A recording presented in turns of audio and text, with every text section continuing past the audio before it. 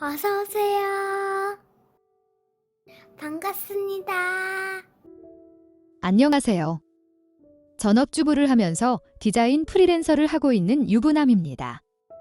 5살 된 아들이 있는데 대내외적인 문제로 어린이집들이 휴원을 하다 보니 요즘에는 낮에 육아도 같이 하고 있습니다. 낮에 하루 종일 아이랑 있다 보니 정말 어린이집 선생님들이 대단하다고 생각이 들었습니다. 이벤트 또는 놀이를 만들어줘도 금방 실증을 내거나 다른 것에 관심이 가지다 보니 정말 아이랑 하루 종일 놀아주는 것이 쉬운 게 아니었습니다. 얼마 전에 처남네가 저희 아파트 단지로 이사를 왔습니다. 처남네는 5살, 4살 아이가 있습니다. 처남네도 어린이집을 못 보내는 것은 마찬가지였습니다. 그래서 자연스럽게 자주 놀려오거나 놀려가게 되면서 같이 시간을 자주 보내게 되었습니다. 혼자서 아들 1명 돌보는 것보다 둘이서 남아 3명을 돌보는 것이 훨씬 수월했습니다. 1명을 칭찬하면 나머지 2명도 칭찬받으려고 따라하는 것도 있고 애들이 나이가 서로 비슷해서 잘 놀기도 했습니다.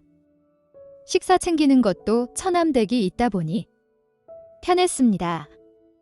제가 요리를 잘 못해서 항상 아들한테 미안했었거든요. 그러면서 저는 저대로, 처남댁은 처남댁대로 나름의 여유가 생기기 시작했습니다. 저는 노트북을 들고 다니며 짬짬이 일도 하면서 좋았습니다. 베란다에서 지켜보다가 놀이터에 사람이 없으면 얼른 나가서 놀다 오기도 하고 나름의 소소한 재미도 있었습니다. 씻기고 밥 먹이면 낮잠도 잘 자고 그랬습니다. 그 시간에 저는 장난감들 정리하고 처남댁은 저희가 먹을 식사를 준비해서 같이 먹었습니다.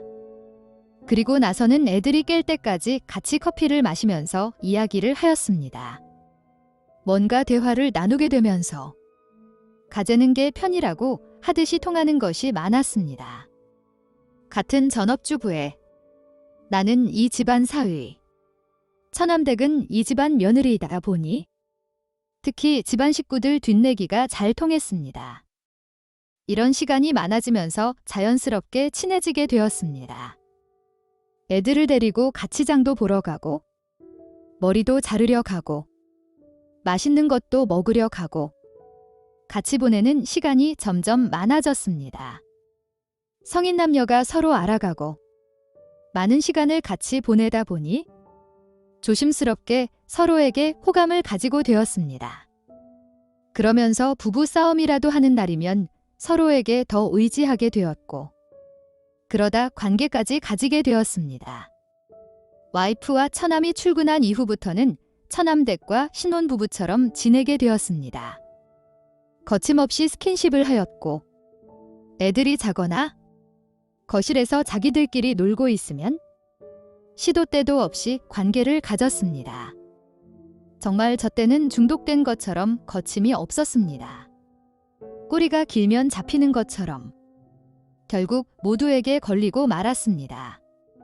출근했던 처남이 급하게 출장을 가기로 했다며 짐을 챙기려 집에 왔고 저희는 그때 관계를 가지고 있었습니다.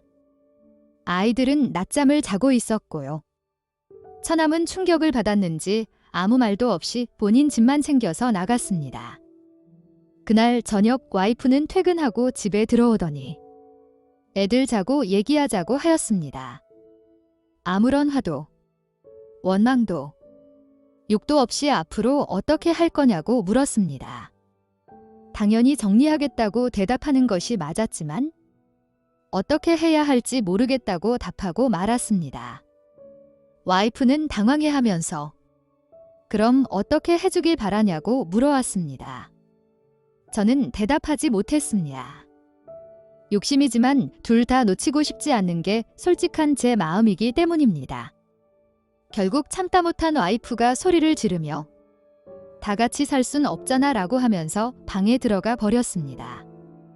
그날 이후로 와이프는 저를 투명 인간처럼 대했고 처남댁에게도 연락하지 않았습니다. 결국 와이프는 며칠간 처갓집에서 지낸다며 갔습니다.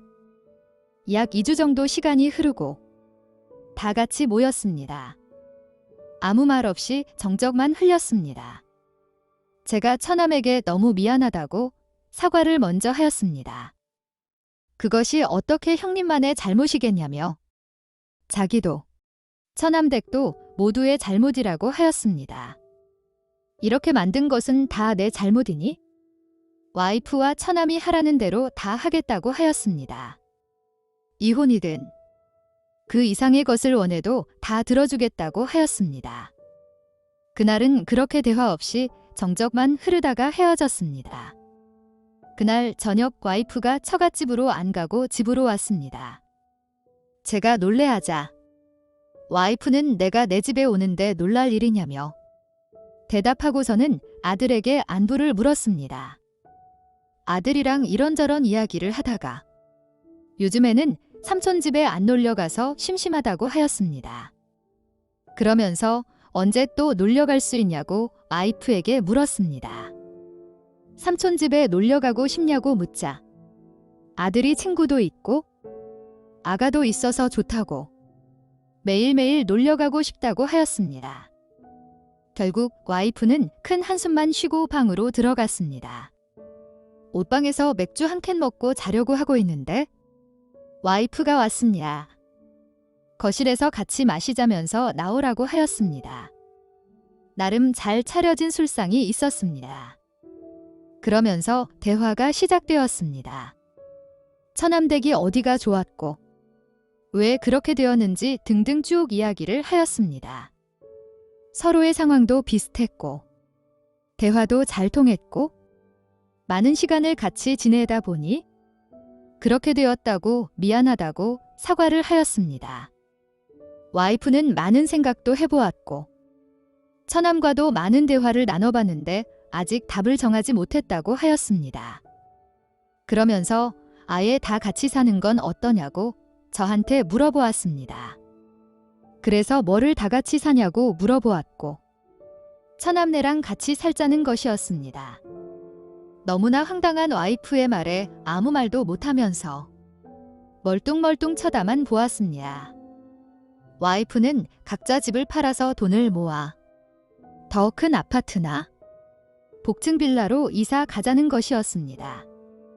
애들도 같이 지내는 것이 좋을 것 같고 집안일도 나눠 할 수 있으니 좋고 경제적으로도 절약이 되니 좋다고 하였습니다.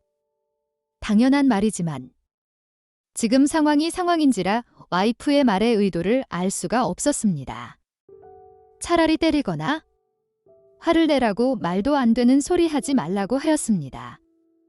그렇게 한다고 콩 바까 있는 마음이 당장 돌아오는 것도 아니고 때가 되면 정신 차리고 돌아올 거 아니냐고 오히려 역으로 저한테 물었습니다. 이미 정신 차렸다고 하자. 그럼 뭐 더 문제될 거 없는 거 아니냐며?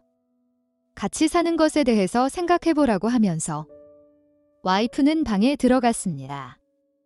얼마 지나지 않아 저희 4명은 다시 모였고 이 이야기를 와이프가 꺼냈습니다. 처남이랑은 일전에 상의가 끝났는지 알고 있는 눈치였고 처남댁은 와이프에게 죄송하다며 잘못했다고 용서해달라고 빌었습니다. 그러자 와이프는 그 사건과 별개로 애들을 위해서 같이 살면 어떨까 처남과 여러 번 이야기한 적이 있다고 하면서 나쁜 의도는 없으니 긍정적으로 생각해보라고 하였습니다. 게다가 와이프와 처남이 어렸을 때 친척들과 같이 살면서 가지고 있는 좋은 기억들이 많다고 하였습니다. 결국 저희는 합치게 되었습니다. 아직 너무나 어색하고 모든 게 조심스럽지만 아이들은 참 좋아하네요. 1층 거실은 거의 놀이터로 변했습니다. 모든 장난감이 다 나와 있습니다. 낮이면 와이프와 처남이 출근하면 아이들과 처남댁이랑 있습니다. 저는 저대로, 처남댁은 처남댁대로 아직 감정이 남아있기에 서로 조심하려고 노력 중입니다. 최대한 서로 안 부르고 안 마주치려고 하지만 같은 집에 있다 보니 쉽지 않습니다. 결국 참지 못해 합친 후에도 몇 번의 선을 넘는 시간들을 가졌습니다. 그런 후 다시는 이러지 말자고 서로 약속은 했지만 같은 집에 둘이만 있다 보니 점점 더 처남댁의 유혹이 심해지고 있습니다. 이렇게 공공연한 비밀로 이 관계를 유지할 수밖에 없는 걸까요? 답답해서 사연을 보내봅니다. 오늘의 사연은 여기까지입니다. 구독과 좋아요, 알림 설정 부탁드립니다. 긴 글을 읽어주셔서 감사합니다. 구독과 좋아요 꾹꾹 눌러주세요. 꾹꾹. 알림 설정도 꾹꾹 눌러주세요.